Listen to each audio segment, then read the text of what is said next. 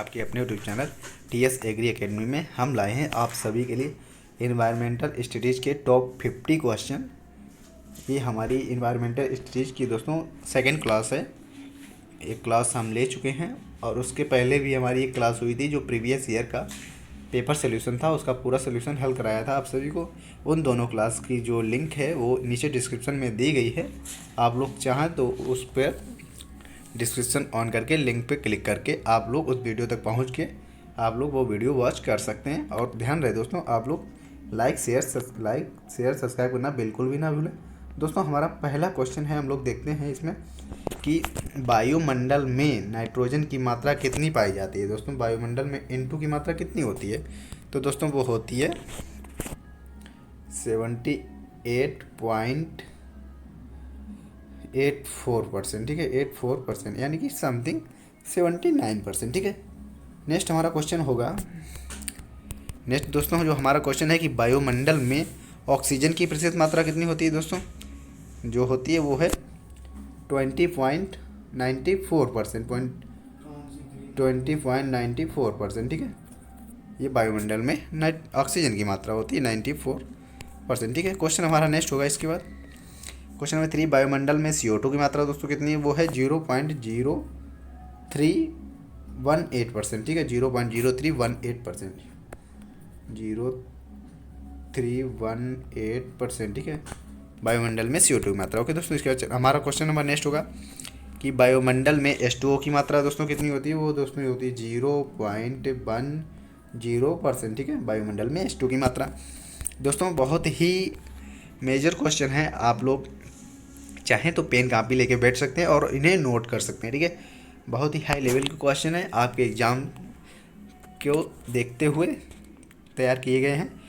Question number 5 है कि समुद्री भूकंप की टी सुनामी कब आया था, यानी समुद्री भूकंप की टी सुनामी कब आया था दोस्तों, वो आया था 26 दिसंबर 2004 में। 26 दिसंबर 2004 में। ओके दोस्तों, नेक्स्ट हमारा क्वेश्चन नंबर है कि टू सुनामी में भारत के कौन कौन से क्षेत्र प्रभावित हुए। जो टी सुनामी थी दोस्तों उसमें भारत के कौन कौन से क्षेत्र प्रभावित हुए, वो दोस्तों जितना भी हमारा समुद्री एरिया था, जैसे अंडमान निकोबार, उड़ीसा, तमिलनाडु, केरल, ये सभी के सभी प्रभावित हुए थे। नेक्स्ट हमारा क्वेश्चन नंबर 7 होगा कि पृथ्वी के सभी जीवित प्राणी मिलकर बनाते हैं। दोस्तों सभी जीवित प्राणी मिलकर क्या बनाते हैं, वो बनाते हैं जीव मंडल। ओके, जीव मंडल। ठीक है, जीव मंडल बनाते हैं। इसके बाद क्वेश्चन नंबर हमारा नेक्स्ट होगा। नेक्स्ट जो दिया गया है क्वेश्चन नंबर 8 कि एक ही स्थान एक ही जीवों को तंत्र पाया कहलाया। तंत्र क्या कहलाता है, मतलब एक ही स्थान एक ही जीवों को तंत्र कहलाता है दोस्तों, वो कहलाता है जनसंख्या। ठीक है, जनसंख्या। क्वेश्चन नंबर हमारा 9 होगा। इसके बाद दिया गया है कि जब मोर सांप को खाता, सांप कीटों को खाता और कीटे छोटे छोटे पौधों को खाते, तो भार का पोषण स्थान है, तो मतलब उसका आहार का जो पोषण स्थान है क्या है दोस्तों, वो है खाद्य प्रगति के शीर्ष पर। ठीक है, खाद्य प्रगति के शीर्ष पर। ओके, नेक्स्ट हमारा क्वेश्चन होगा कि पादप वृद्धि के लिए सबसे उपयुक्त मिट्टी कौन सी होती है। दोस्तों पादप पौधों के लिए सबसे उपयुक्त मिट्टी कौन सी होती है, आप सभी लोग जानते हैं कि दोमट मिट्टी। ओके, दोमट मिट्टी। नेक्स्ट हमारा क्वेश्चन होगा कि इकोसिस्टम की खाद्य कड़ी में मानक क्या है। खाद्य कड़ी में मानक क्या है दोस्तों, वो होता है उपभोक्ता। ठीक है, उपभोक्ता जो है वो मानक होता है। नेक्स्ट हमारा क्वेश्चन होगा कि क्वेश्चन दिया गया है एक जलीय पादप जिसमें 13 पत्तियां हैं उसे क्या कहते हैं। जो जिसमें तिरछी पत्तियां उसे क्या कहते हैं दोस्तों, कहते हैं पत्ती की ऊपरी तरह पर स्टोमेटा होता है। मतलब पत्ती की ऊपरी सतह पर जो होता है दोस्तों वो होता है स्टोमेटा।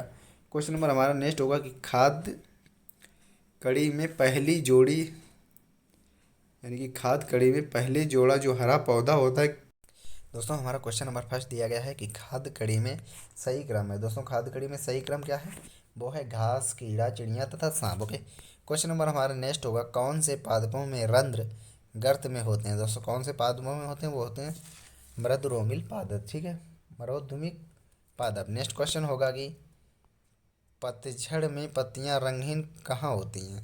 कहाँ होती हैं दोस्तों, वो होती हैं शीतोष्ण प्रदेश में। ठीक है, क्वेश्चन नंबर हमारा नेक्स्ट होगा, दिया गया है कि जब एक जीव लाभ लेता है बगैर दूसरे जीव को प्रभावित किए तो क्या कहते हैं, कहलाता है, क्या कहलाता है दोस्तों।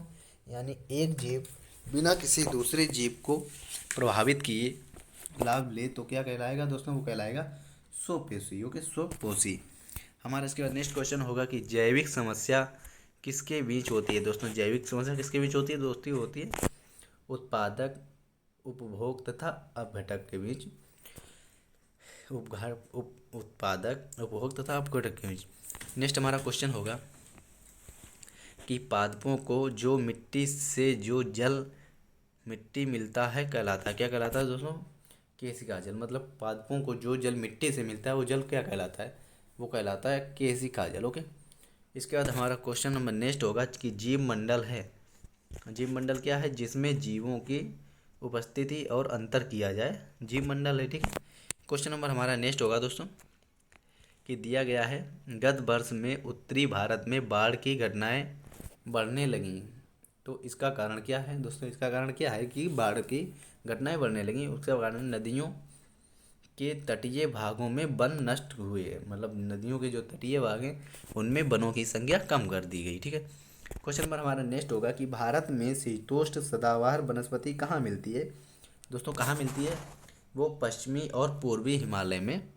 ठीक है, पश्चिमी और पूर्वी हिमालय में सदाबहार वनस्पति मिलती है, शीतोष्ण सदाबहार।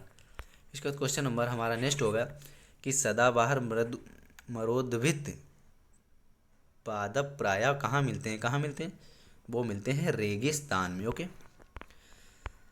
नेक्स्ट हमारा क्वेश्चन होगा इकोसिस्टम में ऊर्जा का प्राथमिक स्रोत है दोस्तों। इकोसिस्टम में जो ऊर्जा का प्राथमिक स्रोत है वो हमारा है सूर्य। ओके, वो है सूर्य। इसके बाद क्वेश्चन नंबर नेक्स्ट होगा कि पादप कोशिकाओं की घुलनशीलता और प्राप्त सबसे अधिक होती है किस पर निर्भर करती है, सबसे अधिक किस पर निर्भर करती है दोस्तों, वो होती है मिट्टी के पीएच पर। जो पादपों कोशिकाओं की घुलनशीलता होती है वो मिट्टी के पीएच पर निर्भर करती है। ओके, क्वेश्चन नंबर नेक्स्ट होगा कि यदि समुद्र में पादप प्रबल मतलब सारे पादप जो हैं मार दिए जाएं तो क्या होगा।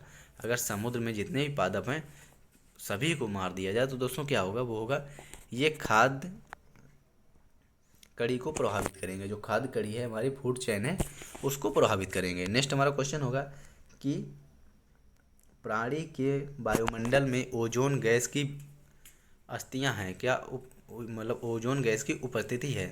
प्राणी के वायुमंडल में ओजोन गैस की उपस्थिति है, क्या है दोस्तों, पृथ्वी पर अल्ट्रावायलेट किरणों को सोखकर प्रवेश की कम करना दोस्तों। ठीक है, मतलब पृथ्वी पर आने वाली जो अल्ट्रावायलेट किरणें हैं उसको सोखकर कम करना। नेक्स्ट हमारा क्वेश्चन होगा कि मैंग्रोव वनस्पति पाई जाती है दोस्तों। मैंग्रोव वनस्पति कहाँ पाई जाती है, वो पाई जाती है सुंदरवन के डेल्टे में। ओके, सुंदरवन का डेल्टा जो है पश्चिम बंगाल में वहाँ पाई जाती है। नेक्स्ट हमारा क्वेश्चन होगा कि जलोढ़ मिट्टी कहाँ मिलती है दोस्तों, वो मिलती है गंगा यमुना के तट पर। जो है गंगा यमुना के तटीय इलाके में जलोढ़ मिट्टी मिलती है।